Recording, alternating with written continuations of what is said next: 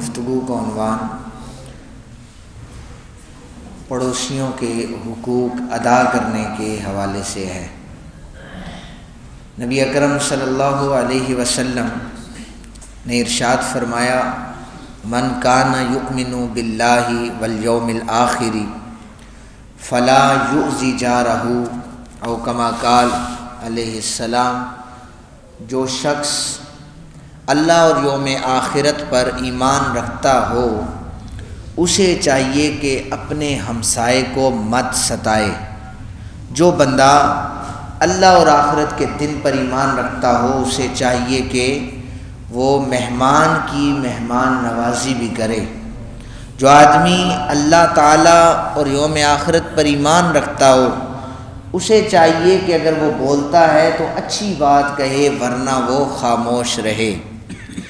یعنی جہاں پر زیادہ باتیں کرنے کے حوالے سے حدیث پیش کی گئی تو وہاں پر بھی یہی حدیث بیان ہوئی ہے، پہلے بھی بیان ہو چکی ہے۔ جہاں پر مہمانوں کی میزبانی کرنے کی بات آئی تو وہاں پر بھی یہی حدیث پاک پیش کی گئی، اور جہاں پر ہمسایوں کے ساتھ اچھا سلوک کرنے کے حوالے سے بات آئی وہاں پر بھی یہی حدیث پیش کی گئی۔ اس کو امام بخاری اور مسلم نے دونوں نے نقل کیا ہے، اور امام بخاری اور مسلم جس حدیث پاک کو نقل کرے اسے متفقن علیہ حدیث پاک کہا جاتا ہے۔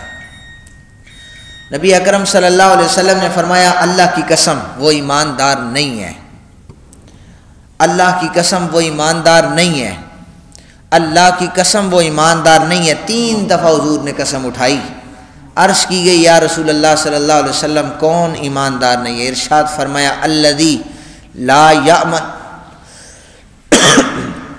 جارہ بوائقہ، جس کی اعزار رسانی سے اس کے ہمسائے محفوظ نہیں ہیں۔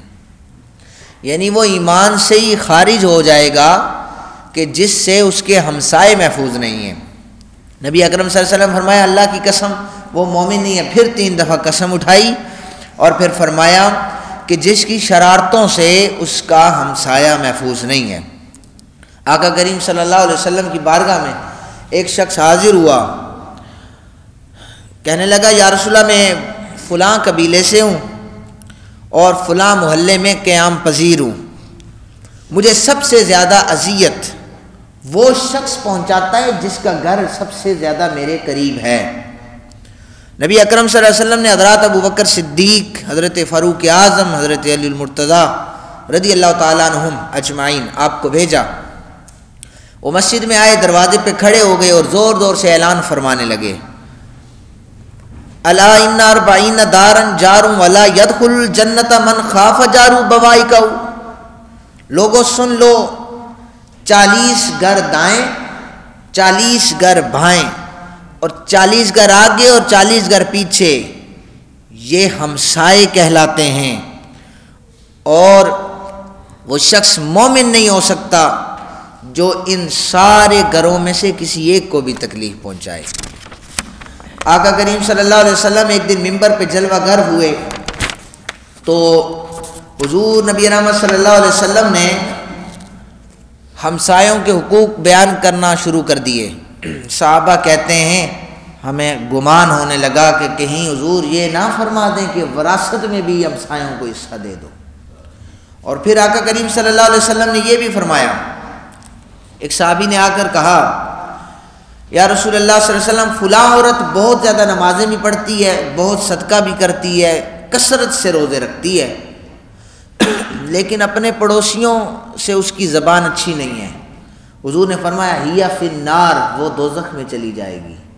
اور ایک عورت کے بارے میں بتایا گیا کہ وہ نمازیں بھی اتنی کثرت سے نہیں پڑھتی، روزے بھی کثرت سے نہیں رکھتی، لیکن پڑوسیوں کے معاملے میں وہ بڑی اچھی ہے۔ فرمایا، ہی فی الجنہ، وہ جنت میں داخل ہو جائے گی۔ نبی اکرم صلی اللہ علیہ وسلم نے ارشاد فرمایا، جس نے اپنا دروازہ اپنے ہمسائے سے اس وجہ سے بند کر دیا کہ کہیں ہمسایہ مجھ سے آ کر کوئی سوال نہ کر دے کھانے کا، یہ تو اکثر معاشرے میں دیکھا گیا ہے، تو تاکہ ہمسایہ اگر پتہ چل جائے اندر بیٹھوں کو کہ ہمسایہ آیا ہے تو وہ بیل بجاتا رہتا ہے یا دروازے پہ دستک دیتا رہتا ہے، اسے کسی بھی قسم کی تکلیف ہو تو اندر والوں کے کانوں پر جوں تک نہیں رینگتی۔ حضور نے فرمایا اس ڈر سے اگر کسی نے دروازہ بند کر لیا تو وہ شخص مومن نہیں ہوگا۔ وہ مومن نہیں ہوگا۔ پھر فرمایا وہ آدمی بھی مومن نہیں ہے جس کی شرارت سے اس کا ہمسایہ محفوظ نہیں ہے۔ حضور نے فرمایا کیا تمہیں معلوم ہے کہ ہمسائے کا حق کیا ہے؟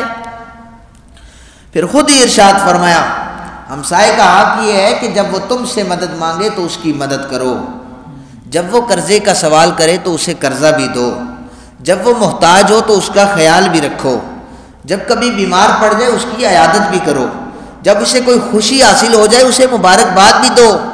ہمارا سب سے بڑا مسئلہ یہ ہے ہمسائے کی خوشی ہو جائے ہم حسد میں ہی مر جاتے ہیں۔ ہم کہتے ہیں پتہ نہیں اسے پیسہ کہاں سے آ گیا ہے، پھر ہم تجزیے کرنا شروع کر دیتے ہیں، فلانے ڈپارٹمنٹ میں اس نے ایسے کیا ہوگا، ایسا کیا ہوگا، ایسا کیا ہوگا۔ یہ اپنے تجزیہ آپ اپنے پاس رکھا کریں، حضور کی حدیث کے مطابق اسے مبارکباد دیا کریں۔ فرمایا جب کسی صدمے سے تمہارا ہمسایہ دوچار ہو جائے اس کے ساتھ تعزیت بھی کیا کرو، خوش نہ ہو جایا کرو، دیکھا مصیبت آ گئی ہے نا اس نے ایسا کیا تھا، نہیں۔ مومن کے لیے ایسے ہے جیسے سڑ کے ساتھ دھڑ جڑا ہوا ہے۔ حضور نے فرمایا ایک سوئی چپ جائے پورے جسم کو تکلیف ہوتی ہے، تم کیسے اپنے ہمسائے کی پریشانی پر خوش ہو سکتے ہو؟ اس لیے اگر ہمسایہ پریشان ہو تو اس کی پریشانی میں شریک ہو جاؤ، جا کے اسے پوچھو بھائی تجھے پریشانی کیا ہے۔